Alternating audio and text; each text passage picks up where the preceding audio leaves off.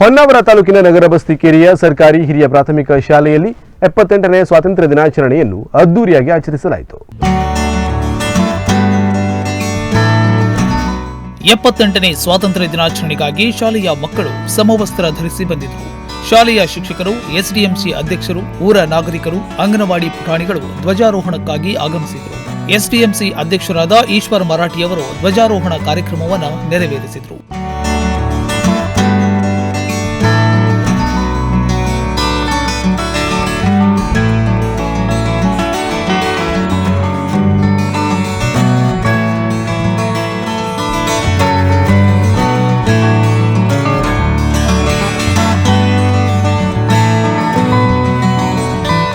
ಧ್ವಜಾರೋಹಣ ನೆರವೇರಿಸಿದ ನಂತರ ಊರಿನ ವಿವಿಧ ಸಂಘಟನೆಗಳು ಹಾಗೂ ವೈಯಕ್ತಿಕವಾಗಿಯೂ ಶಾಲಾ ಮಕ್ಕಳಿಗೆ ಸಿಹಿ ಹಾಗೂ ಪೆನ್ನು, ಪಟ್ಟಿ, ಪೆನ್ಸಿಲ್, ಕಲರ್ ಸೇರಿದಂತೆ ಶೈಕ್ಷಣಿಕ ವಸ್ತುಗಳನ್ನು ವಿತರಿಸಿದರು.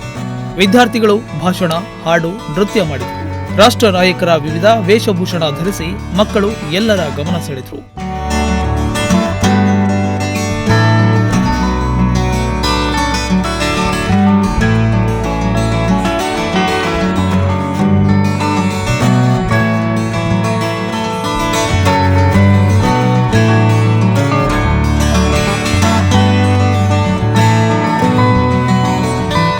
ಎಸ್ಡಿಎಂಸಿ ಸದಸ್ಯರಾದ ವಿನಾಯಕ್ ನಾಯ್ಕ್ ಮಕ್ಕಳಿಗೆ ಬಾದಾಮಿ ಹಾಲು ವಿತರಿಸಿದ್ರೆ, ಶಾಲೆಯ ಹಿರಿಯ ಶಿಕ್ಷಕರಾದ ಆರ್ಜಿ ಹೆಗಡೆ ಪಲಾವ್ ವ್ಯವಸ್ಥೆ ಮಾಡಿದರು.